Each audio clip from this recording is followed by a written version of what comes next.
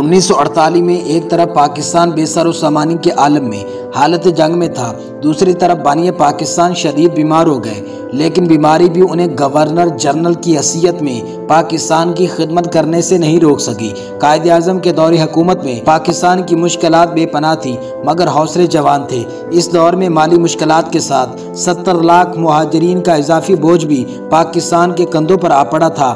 ان مشکلات کے علاوہ ایک اہم مسئلہ یہ تھا کہ آزادی کے وقت پاکستان کا کوئی آئین نہیں تھا، چنانچہ 1935 کے برطانوی آئین کو ہی معمولی تبدیلی کے بعد پاکستان میں نافذ کر دیا گیا۔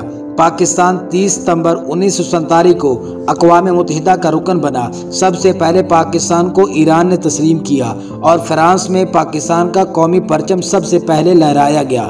لیکن ایک بات جسے شاید بہت کم لوگ جانتے ہیں وہ یہ کہ جب پاکستان اقوام متحدہ کا رکن بنا تو دنیا میں صرف ایک ہی ملک تھا جس نے پاکستان کو تسلیم کرنے سے انکار کیا۔ وہ ملک تھا برادر اسلامی ملک افغانستان۔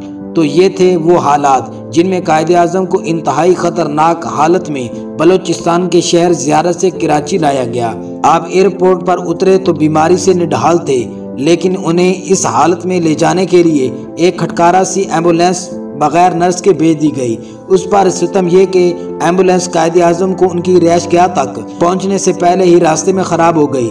جب دوسری ایمبولینس منگوائی گئی تو اس دوران 1 گھنٹے کا وقت لگ گیا، جس میں محترمہ فاطمہ جناح بیمار بانی پاکستان کو پنکھا جلتی رہی۔ اس سوال کا جواب آج کسی کے پاس نہیں کہ خراب ایمبولینس بھیجنا ایک سازش تھی یا ایسے ایک بے سر و سامانی سے لڑتی ریاست میں کمپون ایکشن کی گپ کی وجہ سے ہوا۔ ایسا بھی کہا جاتا ہے کہ قائد اعظم کی آمد کے بارے میں لیاقت علی خان آگاہی نہیں تھے۔ یہ عذر بھی پیش کیا جاتا ہے کہ اس وقت پورے کراچی میں صرف 2 ایمبولینس تھیں، جن میں سے ایک کو قائد اعظم کے لیے بھیج دیا گیا۔ شاید یہ کمپون ایکشن کی تاریخی غلطی ہو، لیکن بہت سے لوگ آج بھی یہ مانتے ہیں کہ خراب ایمبولینس بھیجنا دراصل ایک سوچی سمجھی سازش تھی۔